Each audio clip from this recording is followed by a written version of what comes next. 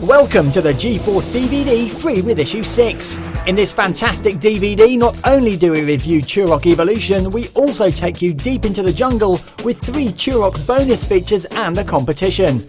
We give you the lowdown on Beach Spikers and Time Splitters 2 and spy on James Bond 007 Nightfire. There's all that and more in your action-packed GeForce DVD.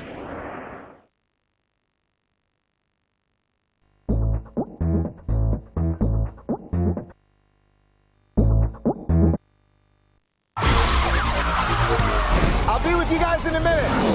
I noticed you got 3 X's on your neck. That's appropriate since you're looking at 3 strikes. Grand Theft Auto, reckless endangerment, and that little bridge stunt of yours.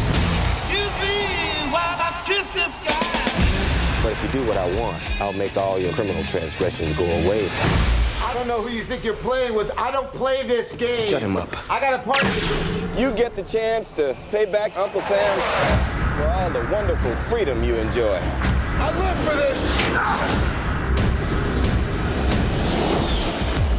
What is this place? Some windowless NSA gadget freak room.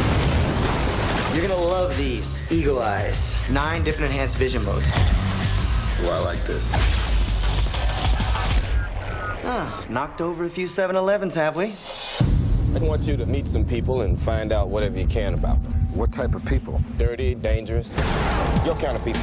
With what we want, when we want. I've seen the girls, the parties, the clubs. What you don't see is what goes on during the day. You can kill millions. He's got an army. The fortress, you don't stand a chance. I'm a secret agent.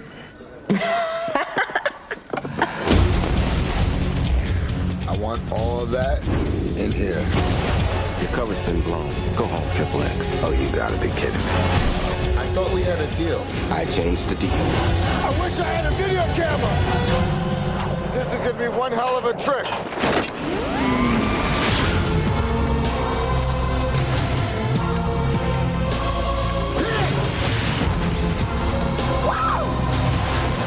Not bad. Not bad at all.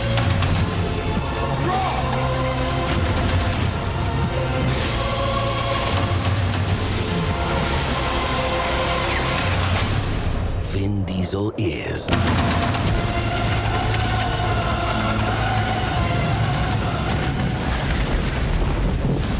Triple X. The things I'm gonna do for my country.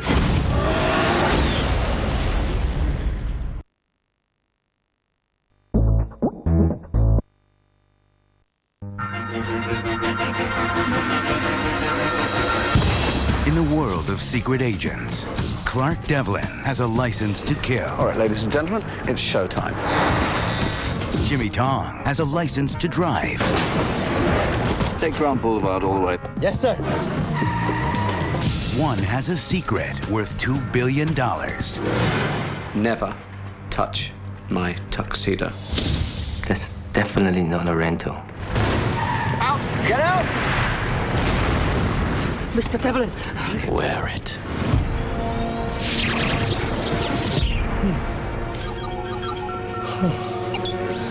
Daniel. Here, show me.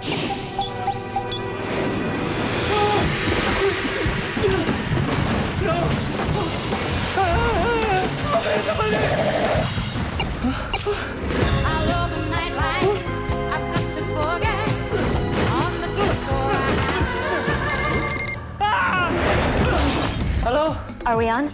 You are calling Clark Devlin. I take my work seriously, Mr. Devlin, so please stop using that ridiculous accent. I just have to say, it is such an honor to be working with the legendary Clark Devlin. Ready? They're arriving.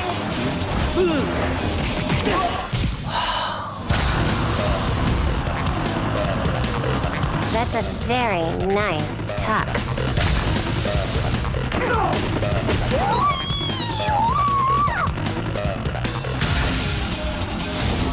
Enjoy the show. You killed James Brown. Hello, my name is Clark Devlin. What about his English? Don't you just love his accent? I am very, very popular. You're wearing a tux again. What a shocker. This year, saving the world Help me! visit! is a black tie affair.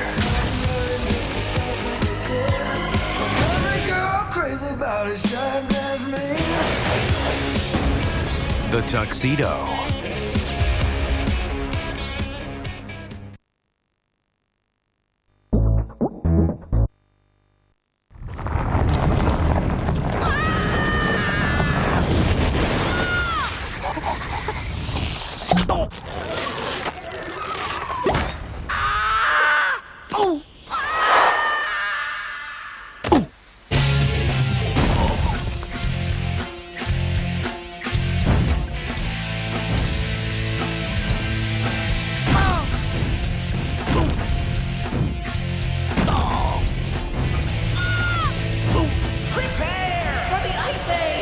Ice Age? I've heard of these crackpots. Subarctic temperatures will force us underground for 1,000,000 billion years. So you got 3 melons? Chill with Ray Romano. Hey, does this look like a petting zoo to you, huh? John Leguizamo. From now on, refer to me as Lord of the Flame. Hey, Lord of the Flame. Your tail's on fire.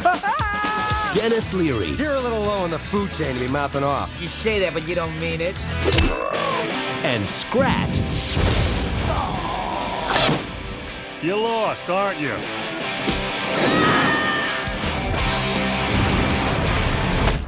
That's it. You're out of the herd.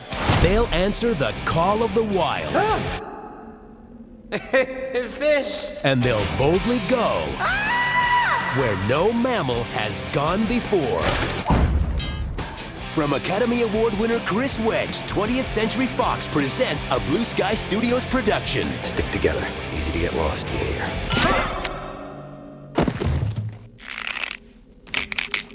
The story of 4 strangers who go from sub-zero Back scratcher. to heroes. Come on, keep up with me. I would if you were moving! Move, sloth! Sloth! Way to go, Tiger. Captain, iceberg ahead. Ice Age. Yay! You're okay. You're okay. I can kiss you. Yuck! Yuck! You're an embarrassment to nature. Do you know that?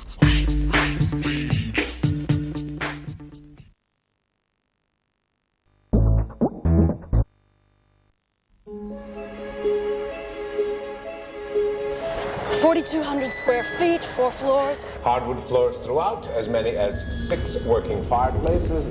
Oh, God, it's huge. Yes, I don't know if you have live-in help. No. It's just the 2 of us. Huh. That's strange. What? Is this room smaller than it should be? You're the first person to notice.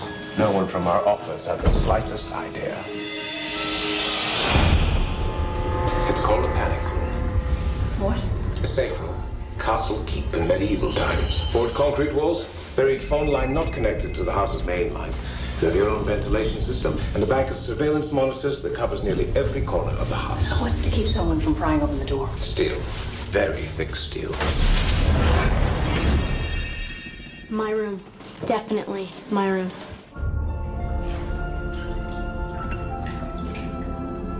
It's disgusting how much I love you. Tell me about it.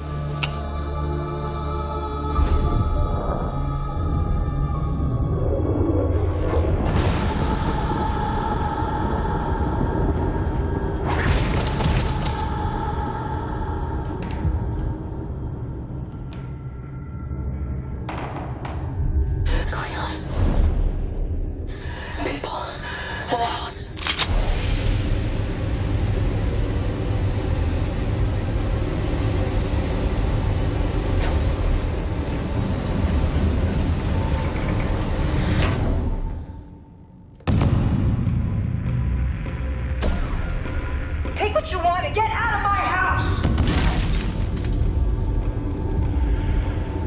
What we want is in that room.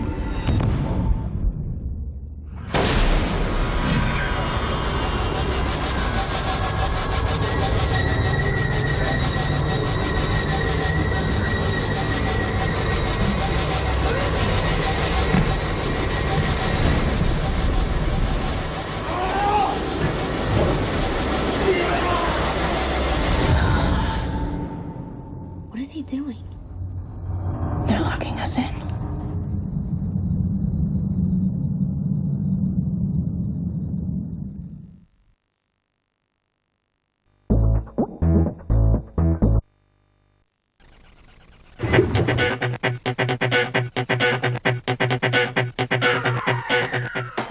Well, heel flips is the same principle as a kick flip, but you're flipping your board in the opposite direction. And you don't really flip it with your heel. You kind of use the whole side of your foot, and then you push it off in the same direction as you do a kick flip, just the opposite side of the board out in front of you. Kick flip goes behind you. With a heel flip, you roll out in front, and you roll with the side of your foot off the tip of your board, and it's use the ball of your heel, but mostly your whole foot. I find that setting up with the ball of your big toe right on the rail, that really gives you the edge for the right kind of motion. And the motion is really more of a rolling motion with your heel rather than a flick like the kick flip. So it's more about just getting your board spinning and rolling it and getting your foot out of the way, watching it come around as it flips. You have a lot more room for error on this one because you don't have to worry about the precise flip. Tony's going to show you a few right now. Yeah. I'm not very good at them. Set up your back foot on the edge of the tail, just like an ollie, but with a little more heel hanging off the edge. Your front foot should be just behind the front bolts, straight across, with just your toes hanging off the edge. As you pop the ollie, kick your front foot towards your toes in a rolling motion, while keeping your weight back over the board. Leaning too far over your toes will prevent you from getting your feet back on your board properly. Lift your back foot straight up and wait for the board to spin completely before setting it back down. Focus on keeping your weight centered over your heels as it flips, and as you see the grip tape come around, place your feet back down and straighten your legs to keep it flat. Keep leaning forward as you land and claim your first heel flip. I snap my fingers and voila, you do the trick.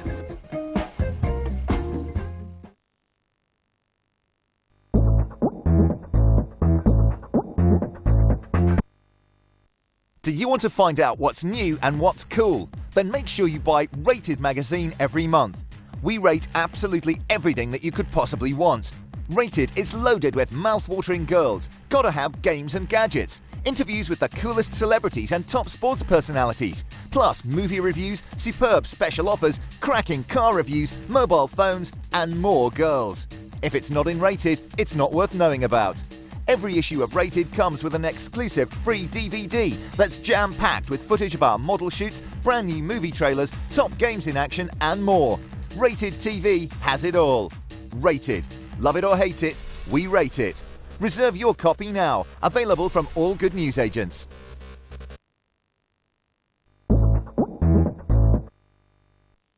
Why do you hate models, Matilda? I think they're vain, stupid, and incredibly self-centered. Oh, snap!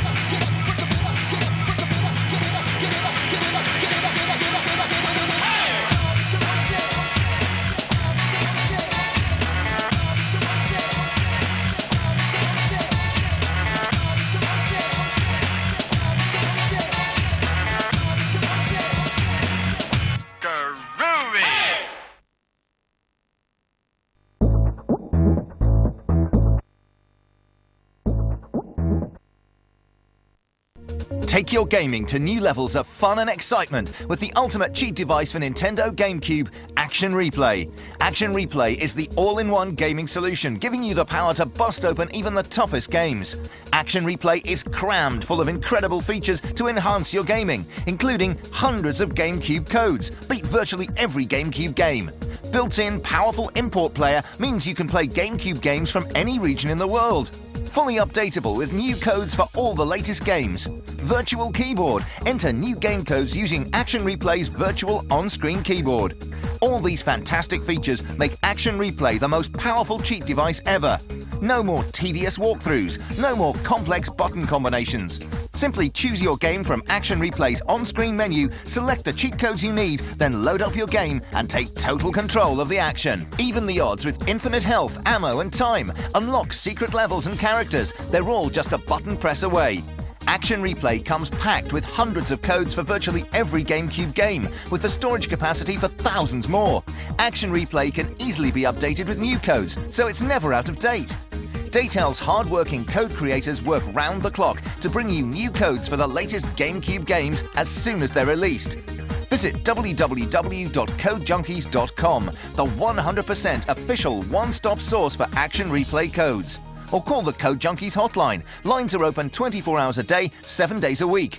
Alternatively, get your hands on GeForce Magazine every month, where you'll find the biggest selection of Action Replay codes in print. Action Replay is the essential gaming device for your GameCube. Prepare to unleash the power. Action Replay is available soon from all good video gaming retailers, or order online from www.codejunkies.com.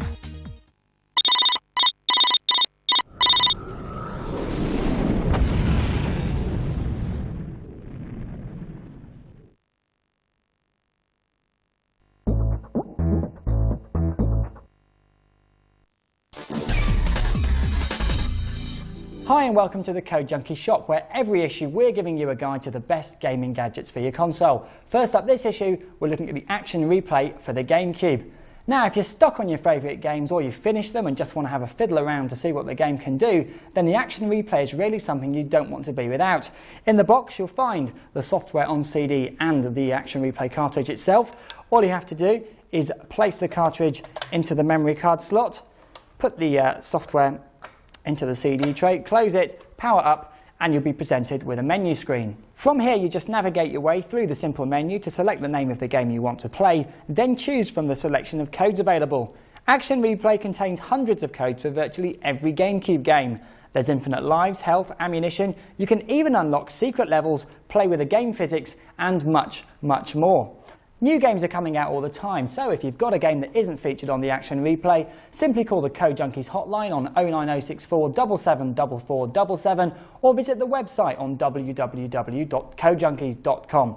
Now, the Action Replay doesn't just let you cheat, it also lets you play import games from Japan and the USA on a UK GameCube, which means you don't have to open it up and invalidate the warranty.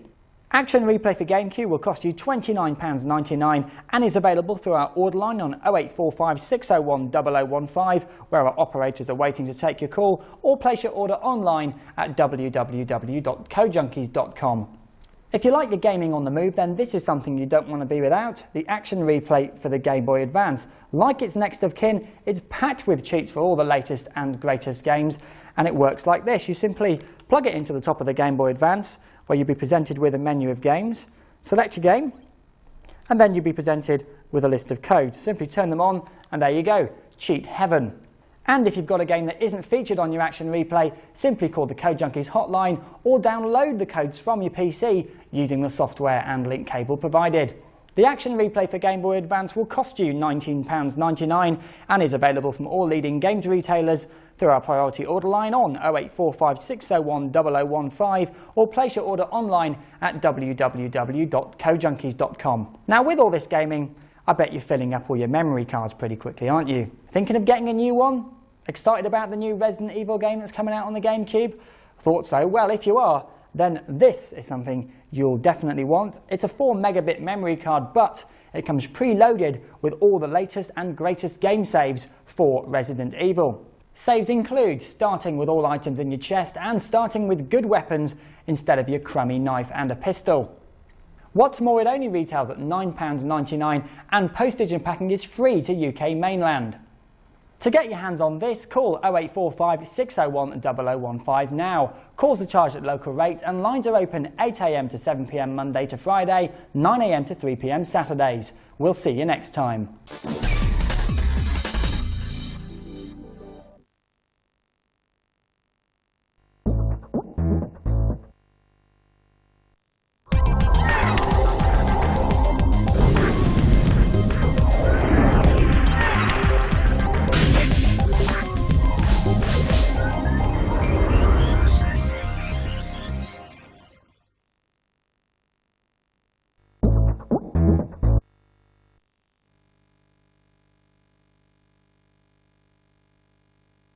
We've been expecting you, Mr. Bond.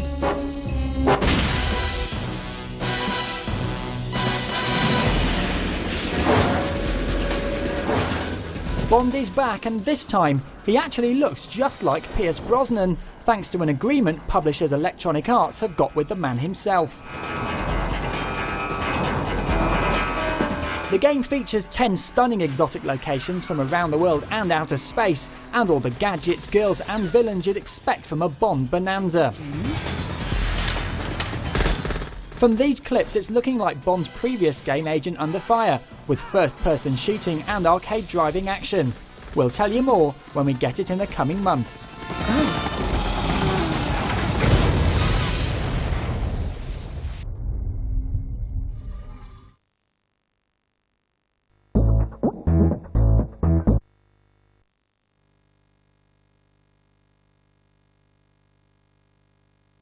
Imagine a cross between Virtua Tennis and Baywatch, and you pretty much have Beach Spikers. It's a beach volleyball game where you take control of live young ladies in an effort to be the best babes in the world tour. The first thing to hit you about Sega's arcade conversion is the graphics. The attention to detail and fluidity of movement is just amazing. Every shot, jump, run and dive has been motion captured to make the players seem as lifelike as possible. Even their high fives and hugs are accurately modelled. Also, look out for the finely raked sand getting messed up as feet and bodies hit the deck. But what's it like to play? Well, it's hardly a simulation, and if you've ever played Virtua Tennis, you'll know that Sega sports sims tend to be simplistic, yet intuitive and fun to play. Serving is a simple case of following the power meter and hitting the A button at the right time, then just make sure you're in the red circle when you make a return. Although there's only 2 attack buttons and the directional pad to play with, it's possible to pull off a variety of runs, lobs and spikes. There's the quick hit arcade mode for times when you just want to pick up and play, and the more in-depth world tour. Here you get to create players for your team and improve your skills by winning matches. The first few games can be frustrating as you fluff volleys and miss-hit spikes, but as you improve, you can really pull off some tasty manoeuvres. Beach Spikers certainly won't provide hours upon hours of entertainment, however it's great with your mates in multiplayer. Just don't let your girlfriend see it.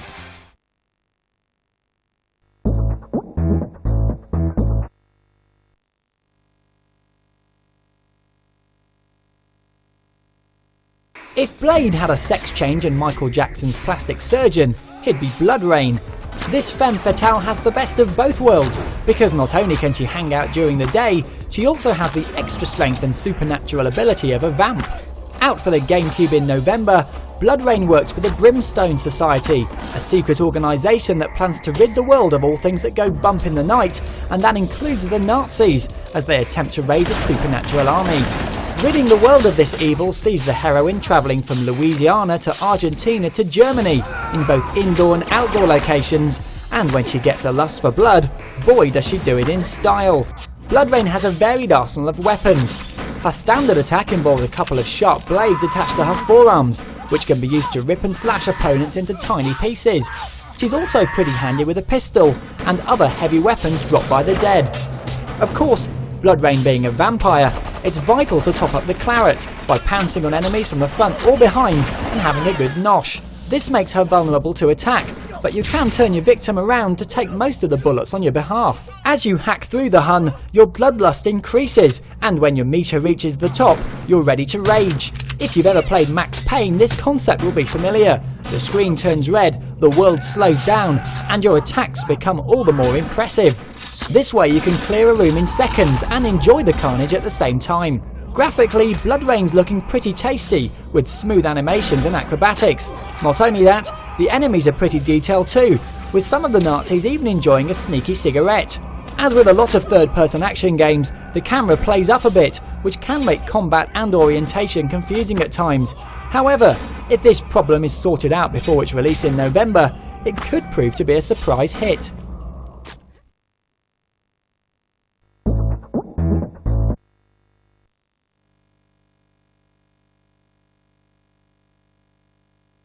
I'm gonna kick you where the good Lord split you.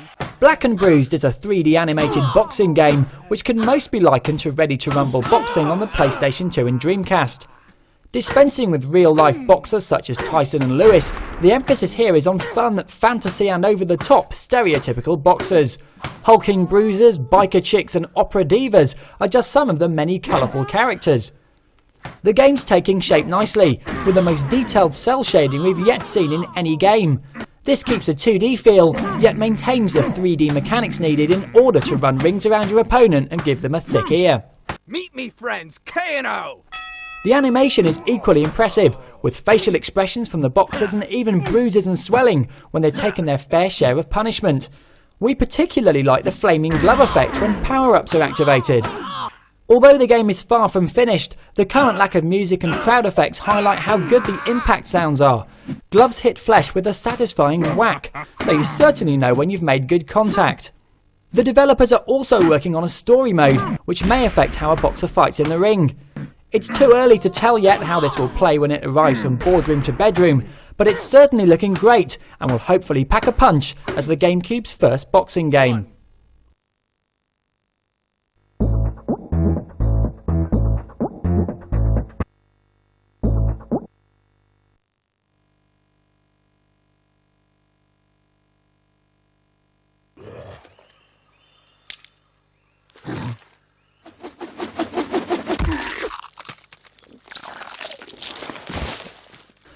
Turok Evolution is a prequel to the game that appeared on the N64. The opening sequence sees our hero Tal Set fighting his nemesis Captain Tobias Bruckner in 1886 Texas, when all of a sudden a rift between their world and the Lost Lands opens up and sucks Tal Set into it. Don't you just hate it when that happens? And so it's up to you to guide Tal Set through the Lost Lands and stop the reptilian alien army that landed where time forgot from completing their mission of slaughter and misery. Incidentally, this army is led by Captain Bruckner, seems he fell through the rift too, and now calls himself Lord Tyrannus. How poncy. The main thing we noticed when playing the game proper was the stunning visuals and landscapes. There really is a sense of vast open spaces and a living, breathing environment to interact with.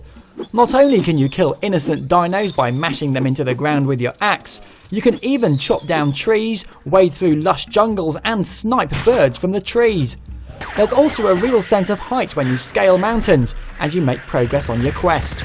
But of course it's not all wading through the jungle like Bill Oddie, there's plenty of combat. One moment you're being chased through the wilderness by a turgid T-Rex or salivating saber-toothed tiger, the next you're negotiating tunnel networks and filling lizard men with lead. And there's plenty of weapons to dish out this perfect punishment. As well as your trusty axe and arrows, there's a huge array of sci-fi guns that spit bullets, flames, missiles, and even what appears to be mini nukes. Just check this out.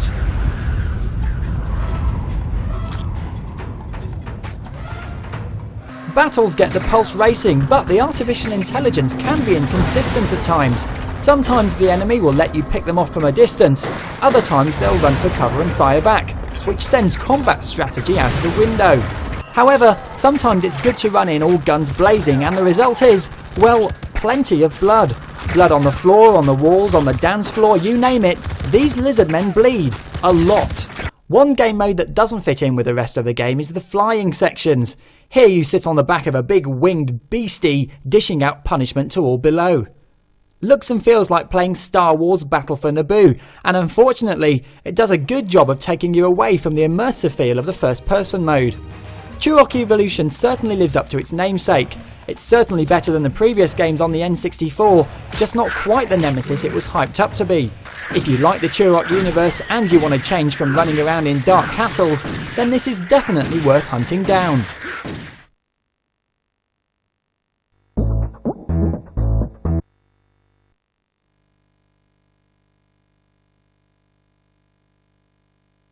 Taz is always getting himself in a tangle, and in Taz Wanted, he makes no exception.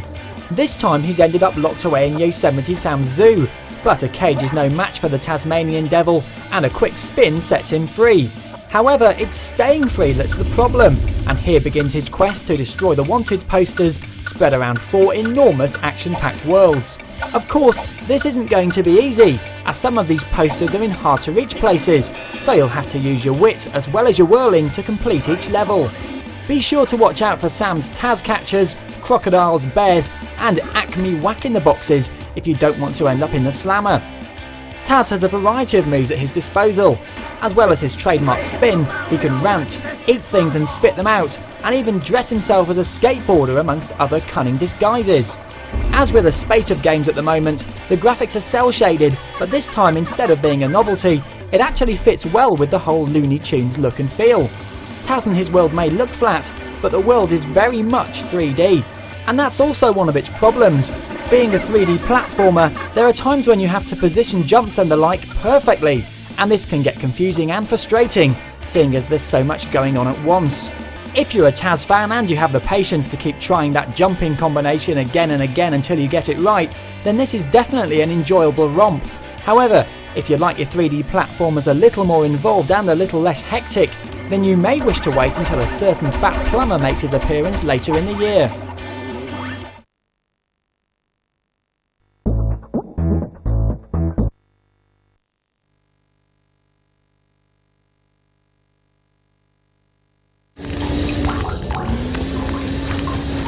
The Micro Machines series has become an institution over the years, and now it's shifted up a gear onto the GameCube. Once more you get to navigate tiny cars, boats, bikes and tanks around real-world racetracks such as gardens, desks, breakfast tables and even bathtubs. But what's new? Well, the most obvious revamp is the graphics. It's now in full 3D as the camera rotates around the action from above as you struggle to keep up with the pack and stay on course. There are also a few new play modes, most notably Bomb Tag mode, where you can play against 3 other players, the computer or a mixture of both. The idea is to pass the bomb to your opponent and get out of the way before the fuse burns down. There still remain some niggling problems though, the main annoyance being the acceleration of the cars. They seem to reach top speed as soon as the A button is pressed, which makes turning corners and avoiding pitfalls trickier than it should be. The explosions also seem a bit weak. Instead of blowing up in a ball of fire with wreckage flying everywhere, you seem to disappear in an inoffensive puff of orange smoke. Still, there's time for improvement yet, and if Infogrames can fiddle a bit more under the bonnet before it's released in November, they could be onto a winner.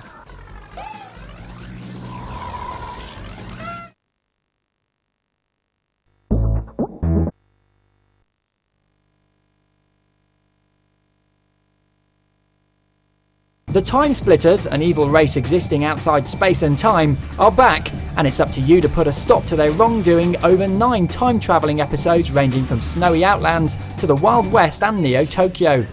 Developed by the same team that made smash hit GoldenEye for the N64, this sequel improves on the original in every way.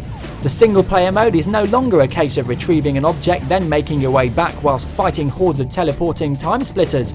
Instead, it's more in-depth with multiple objectives within each level. Thanks to the GameCube's next-gen capabilities, the backgrounds, effects and characters are detailed yet still hand-animated, which makes for a cartoon feel. But it's multiplayer mode that's always been the winner. You can play as one of over 80 characters, battling up to 3 other mates in Deathmatch, Capture the Bag, Escort and Last Stand modes. Add to that a level editor, and you've got a game that'll keep you coming back for more.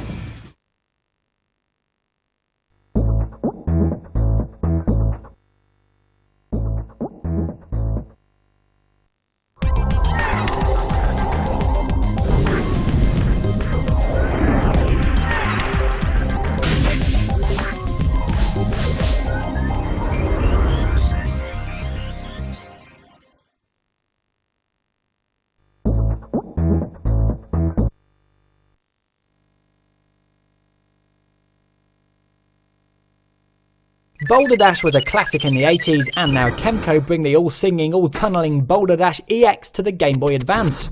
In classic mode you play Rockford, as you explore your way around the ruins of a rich and ancient culture. All those diamonds are for the taking, but you must be careful of falling rocks, butterflies and other nasties in the shadowy ruins. This mode looks a little dated now, so thankfully the EX game brings new graphics and a new story mode to the party. In mode you play young Alex as you attempt to rescue your girlfriend Emily from the Dark King, but watch out for poisonous scorpions, blood-sucking bats and other monsters as you travel across 6 worlds. Both these game modes offer addictive puzzling action, and the new option to rotate the screen, zoom in and out and the inclusion of a 4-player battle mode make this a welcome return for this world-famous game.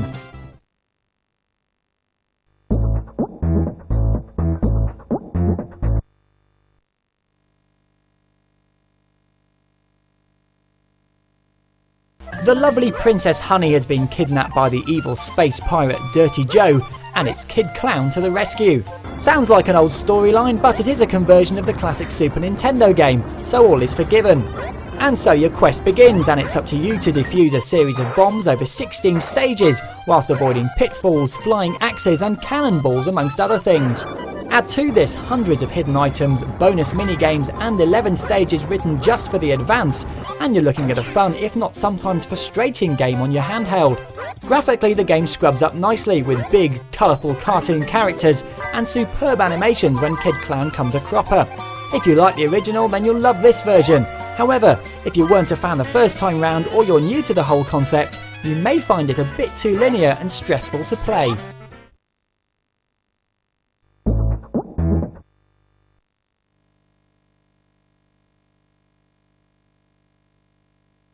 The game of the film Reign of Fire has been released on every console, and not to be left out, the Game Boy Advance has you teaming up with either humans or dragons in a fight for survival. The development team have opted for a 3D isometric view of the battlefield, with your men scurrying around the map on foot or driving one of many vehicles scattered around. Of course, not having fiery breath, you have an arsenal of cannons, rockets and machine guns to fight the flying fiends. As a dragon, the player evolves throughout the missions with weapons including fireballs and flame jets. There's 20 missions for each side as you play through the story, as well as mid-air battles. Lots of variety and the ability to play through the game twice from different sides means there's plenty of playability in this film license.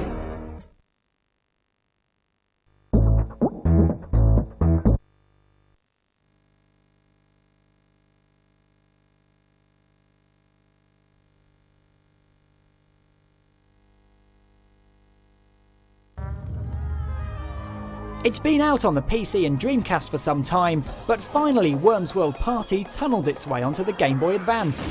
The game is an addictive mix of arcade action and comic set pieces, and the simple yet fun gameplay ensures it will translate well to the full control of rival worm factions as they battle to wipe each other out on a variety of interesting landscapes. Weapons include shotguns, bazookas, earthquakes, airstrikes, and even exploding sheep. The action is turn-based with players battling against the console or another person. The aim is simple, just destroy the other teams by shooting, exploding or drowning the little annelid soldiers. If you're the last worm standing, you win. The Worm series has always been great fun to play, and against others with a link cable it's even more addictive. It'll certainly while away the hours on long train journeys. Highly recommended.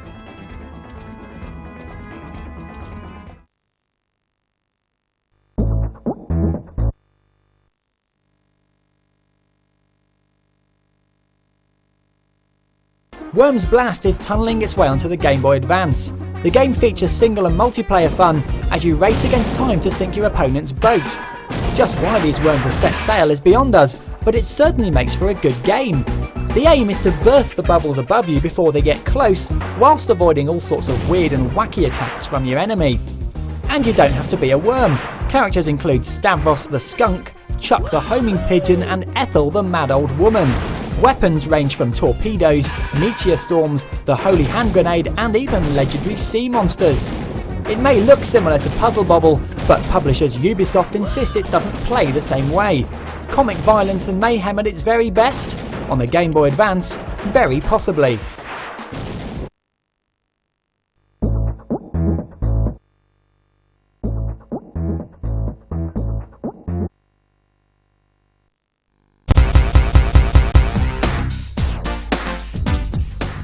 Planning on getting Super Mario Sunshine? Then you'll need this, Daytel's 4 megabit memory card with Mega Saves. With 59 game save blocks, the card can be used with any GameCube game with a save option. But not only that, it comes preloaded with the greatest game saves for Super Mario Sunshine. Saves include all levels open, all equipment, all secrets, all stars, and 99 lives. Get the most out of your game with the 4 megabit memory card and Mega Saves for Super Mario Sunshine. Price just £9.99 with free postage and packing to mainland UK. Call our priority order line today to pre-order your copy on 0845 601 0015. Lines are open 8 AM to 7 PM Monday to Friday and 9 AM to 3 PM on Saturdays, or place your order online at www.codejunkies.com.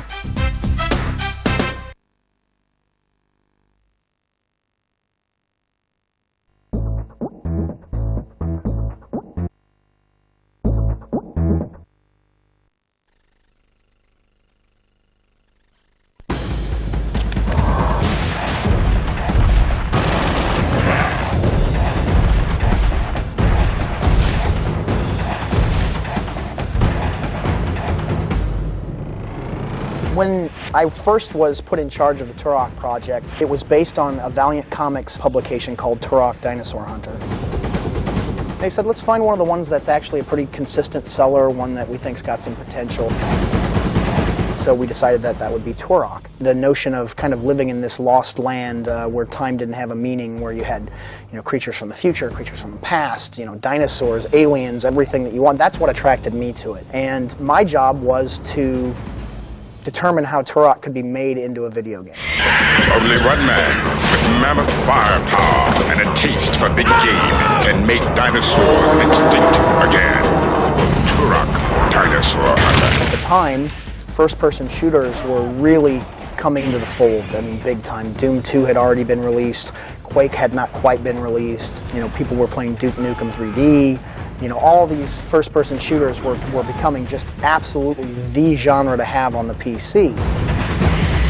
What we had just around the corner was a generation of gaming consoles that were now three-dimensional machines. They were designed to create 3D worlds. The decision to make a first-person shooter seemed like a good business decision to me, but it also seemed like the perfect vehicle to create the kinds of worlds and the level of immersion that I wanted in the game. The first question was, how do we make it different? Everybody was doing bricks and castles and scary skulls and, demons and things like that. We wanted to create a world that lived around the player. So what Turok Dinosaur Hunter brought to games was a more realistic environment than anybody had ever seen before, with more actual indigenous life in it than had ever been done. And it created a level of realism and motion that had never been accomplished before, and it also created probably the most insane arsenal of weapons that anybody had ever seen at the time. And that mixed together made Turok Dinosaur Hunter, an instant hit, and something that still kind of warms the heart of many a hardcore gamer in the world today. Only evil this dark could bring him back. Only a game this big could do him justice. Turok 2, Seeds of Evil. When we moved on to Turok 2, we made a couple of very significant improvements technically. The first one being the inclusion of soft-skinned enemies.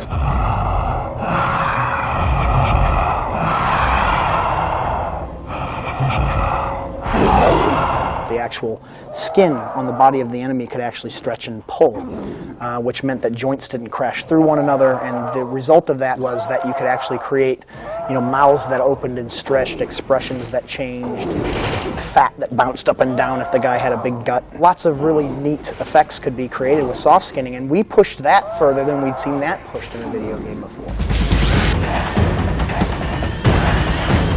The next important innovation that Turok 2 brought to the table was real-time lighting. Rockets could actually fire glows. Tracer bullets actually lit up the environment around them, and that was something that on a console was fairly unprecedented at the time. The next thing that we did for Turok 2 that was probably the most significant change for that game was the inclusion of high-resolution graphics. For the first time, you're playing a console game at resolutions that you could only play on a PC before. And it really took the realism of the game to another level. The high-resolution graphics actually made the game visually probably the most stunning console game anybody had ever seen at the time. And Turok 2 also brought a bigger story.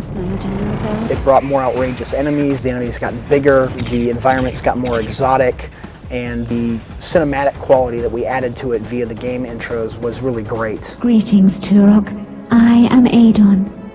The elders of the Lost Land, known as the Lazarus Concordance, have charged me with the task of guiding you on your quest to stop the Primogen. The Primogen seeks to destroy the 5 energy totems that keep him imprisoned within the wreckage of his light-ship. If he succeeds in destroying all 5 energy totems, he will be freed, and the blast wave of temporal energy unleashed will destroy your universe. You must stop the Primogen, Turok. Turok Rage Wars was a project that we undertook with the ambition really to create the first dedicated multiplayer game on a console. You know, everybody expected there to be a multiplayer component to every Turok game. The problem was that we were always trying to bolt on a second game, you know, on top of the single-player adventure. Multiplayer games had become very popular with the release of Turok 2 and GoldenEye. We decided, why can't we release a dedicated multiplayer game on the N64? Faster frame rate, you know, better weapons, new game modes, new effects, and Rage Wars was very, very well received, sold well, and really told us that, you know, gamers actually do have a place for this sort of product. Then came Turok 3. What's wrong? Are the nightmares back? The child.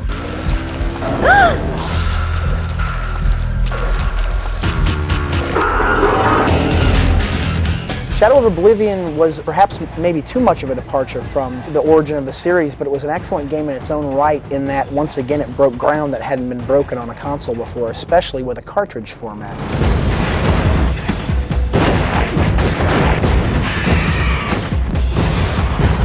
We created fully three-dimensional real-time cinematics with lip sync, facial expression. It was a much more story-driven game. The intro to the game itself, I mean, wowed press from around the world when they saw it, because once again, they'd never seen something like that done in real time to that level of quality. If the family dies, the lineage dies. If the Turok line does not continue, the balance will falter. If that happens... What? Joshua, what will happen? Please tell me. Oblivion. What we decided to do for Turok 3 was recreate the system whereby we made game worlds. The tools at the time were based around a method that basically involved assembling the world in 3 dimensions like a puzzle. By doing that, we saved a lot of memory, but the downside is that the worlds actually had more of a generic and kind of graph paper look to them. So we completely redid the system that we created worlds with. When Turok 3 came out, we had a level of detail, a view distance, and a level of immersion in the environments because of these changes that really took them to, you know, an all new level of excellence.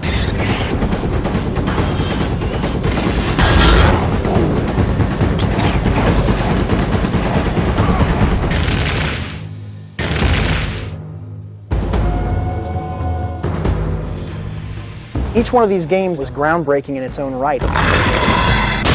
We don't rest on our laurels with Turok. Turok is not about being conservative, it's not about being safe, it's about being aggressive, it's about being bold, and it's about being more than a little, you know, ambitious.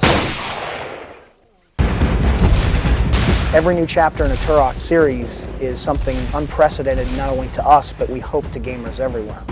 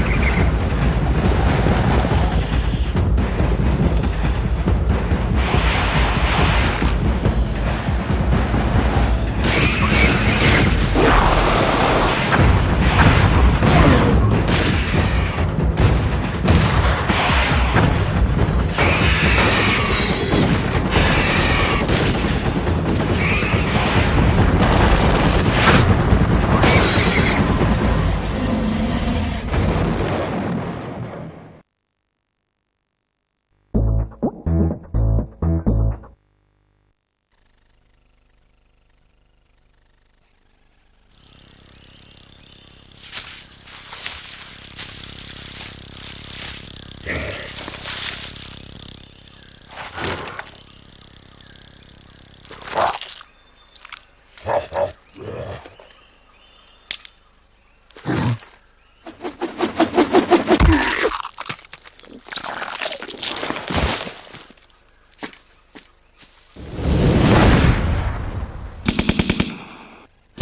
guys, here we are at the headquarters of Acclaimed Studios, Austin in Texas.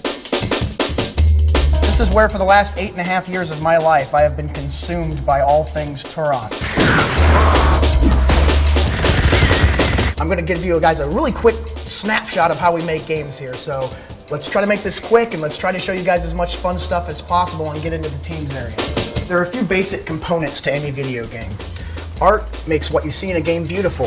Design makes what you play in a game fun. Technology makes everything possible. And audio ties the entire experience together and puts the icing on the cake. Let's go look at some of the fun stuff. Here you see some amazing concept work. We've got swarm bore, cerebral bore launcher, pulse rifle designs, original minigun design. On this wall over here you'll see early rocket launcher design, shotgun design. I mean, look at the detail in these sketches. It's really amazing to see how much passion the guys put into doing, creating the details in this sort of game. All right, so we've looked at the guns. What's the next thing that people think about when they think about a Turok game? That's obviously dinosaurs. You've got everything from velociraptors to the lesser-known Utah raptor, woolly rhinoceros, stegosaurus. You've got T-Rex over here, styracosaurs. You've got ankylosaurs over here. It's very Turok. It's all about the details. It's all about the diversity. It's all about, seeing these creatures doing things that you could never imagine them actually doing. And if you look around here, you'll see some of the indigenous life we've got in the game, and this is just a small taste. Warthogs, prehistoric rhinos, saber-toothed cats, little gazelle here, amazingly lifelike in the game. Large birds, small birds, parrots, frogs, snapping turtles. There's so much life in this game. I mean, it's just incredible. You really believe that you're in a real world when you step into Turok Evolution. Come on, guys. All right, so you've had the idea for the game, you've had all your meetings, you've talked about the ideas. The next thing that has to happen is that while we're finalizing elements of the design, the artists have to begin interpreting every idea we have for the game into a visual reference. See, our lead artist here hard at work on another sketch for the game, and it's his job to actually make sure that the entire art team has the same vision for the game and delivers consistency and quality that lives up to his standards. The art team works for 2.5 years on a project like this to deliver an amazing amount of work that all pushes the envelope of what people have seen on any video game ever and makes this the best Turok game we've ever done. We're going to go see how two-dimensional images get made into three-dimensional artwork that can be used in the game. You with me so far? How about you guys? All right then, let's go. This is Ray. How's it going, Ray? Ray's one of our artists on the project. He's working on one of the weapons for the game. Ray translates that into a two-dimensional design, and you can see that right here. He's got notes about how the thing moves, and he's got different views of the weapon. He can translate that into 3 dimensions and produce the actual final game art. So as you can see, the final product is amazing, and when you play the game, you'll learn to appreciate the amount of thought and effort and talent that goes into creating this art. Art, technology, ideas, everything that goes into making a game sounds pretty complicated, doesn't it? Well, it gets worse. Follow me. Steven here, one of our designers on the project, is actually assembling the final version of how the game plays. It's his responsibility to go through the entire game map and make sure that every square foot of this the player has fun in. And every one of these colored lines that cuts through the environment is information that makes the game actually function properly. It activates enemies, it activates objects in the environment, it calls special effects. He sets the pickups in here. He creates the content that you enjoy when you play these games. I mean, it's an amazingly deep process. If you think this map looks complicated, there's 66 more of them in this game. That's how big this game is, and that's how much work it is for everybody to get it to its final state. All watch commanders, briefing L600. So the game looks great. The game plays great. What's it sound like? That's the final layer of icing on the cake. We've got to make sure that the entire experience is perfect. And believe me, when it comes to Turok Evolution, you're going to want to hear this. This is Andy. Andy's one of the men responsible for the sound effects you're going to hear in the game. And as you'll probably find out when you play the game, he's a little bit obsessed with detail.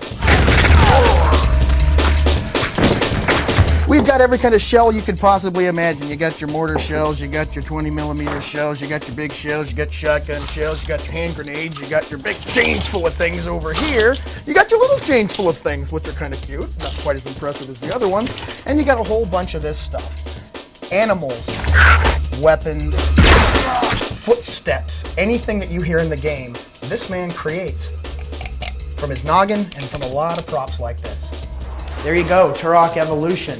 How to make something really complicated look really simple.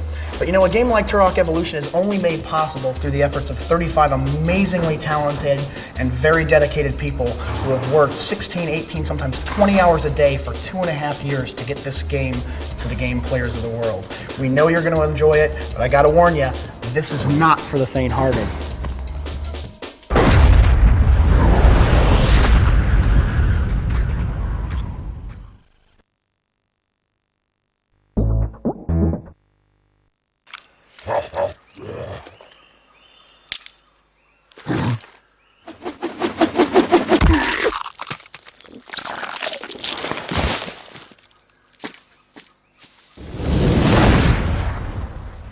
What makes Turok Evolution so special is that it really represents probably the most full realization of the original vision for the series. It's where we started and it's where we wanted to go back to.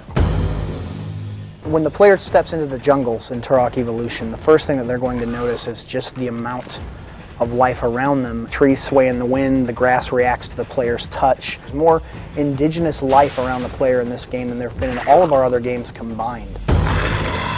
The realism of the dinosaurs in Turok Evolution is really quite stunning. The weight of their body actually causes muscle tissue and fat tissue to quiver. Rib cages expand and contract. The brachiosaurs in the game are 4 stories tall. Velociraptors are faster than you probably ever realize, and T-Rex, his mouth is enormous. Interaction with the dinosaurs to a larger degree than just combat became something that we really endeavored to do. The player actually flies on the back of a winged dinosaur called the Quetzalcoatlus, which flak bursts in the air, tracer fire from all directions, jets soaring by you, guys on pteranodons flying by, and they're all raking gunfire at the player as they're going back and forth through these environments trying to accomplish their missions. And it's breathtaking. Turok Evolution has an arsenal that's just insane. Your generic pistol that the player carries actually unfolds into a telescoping sniper rifle. Our new minigun has 3 full 6-barrel Gatling guns on a single rotating chamber.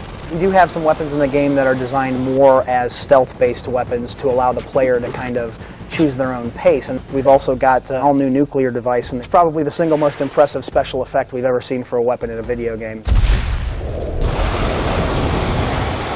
Sound the alarm! Artificial intelligence, AI, is very important. It determines how an enemy reacts to duck behind cover objects. They'll fire over the tops of these. If the cover object is destroyed, they'll fall to a new piece of cover. If the player shoots a tree down, he can actually use that as a tool to crush the enemy. We added a squad dynamic component to the game. If I see that there's a captain in charge of this squad and I dispatch him quickly, his troops may either decide to fall back, they may surrender. The result is that you get less predictable combat in a more believable world. We don't have 1 or 2 generic type bad guys. We've got subclasses and sub-subclasses. Each of the different classes in the game can actually be readily identified by the player by the shape of their armor, by their generic build, and by observing what type of weapon that they're carrying at the time. So it allows the player to actually pick their weapons more strategically by being able to identify the nature of the threat against them. We really wanted to give players around the world, no matter what gaming machine that they had in their home, the Turok experience. We now, for the first time, get to give Turok to anybody who's got a gaming machine, and that's pretty exciting. I think it's the best Turok ever, and that's why I'm more proud of it than probably any of the other games.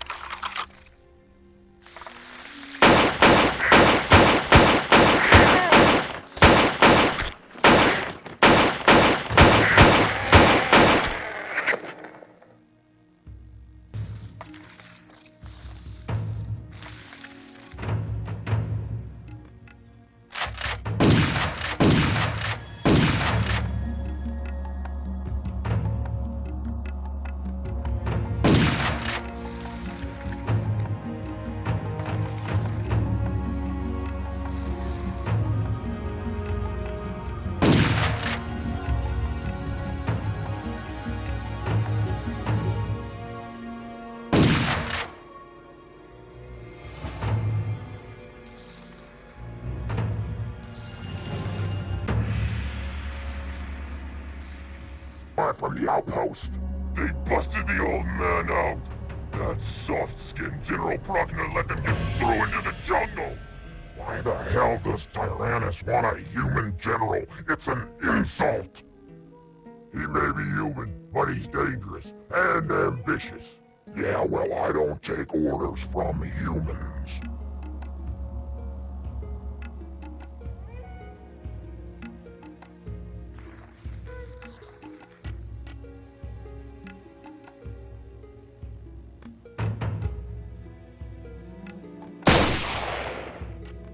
Sniper, take cover! I got him! Eat this!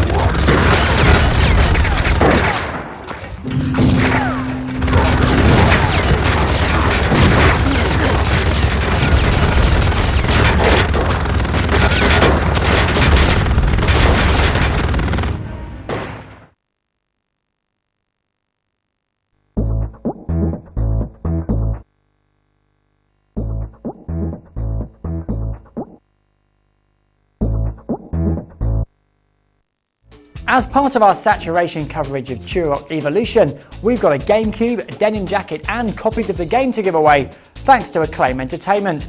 The first prize winner will get the console jacket emblazoned with the game's logo and a copy of Turok Evolution, and 5 runners-up will each get a copy of the game. For your chance to win, just answer this dead simple question. Who is the lead character in Turok Evolution? Is it A. Tai Chi, B. Feng Shui, or C. Tal Set? If you think you know, then call us now on 09064 774480 and leave us your answer and name and address. Calls cost 60p per minute, so do make sure you get permission from the bill payer first, and lines close at midnight on the 5th of November 2002.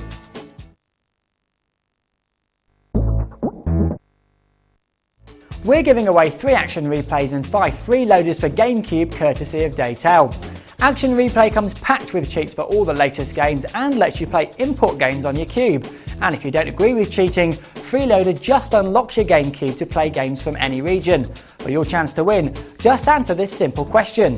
Which films usually feature car chases and gunfights? Is it A. Romance, B. Comedy, or C. Action? If you think you know, then call us now on 09064 774478 and leave your answer, name and address. Calls cost 60p per minute, so do make sure you get permission from the bill payer first, and lines close at midnight on the 5th of November 2002.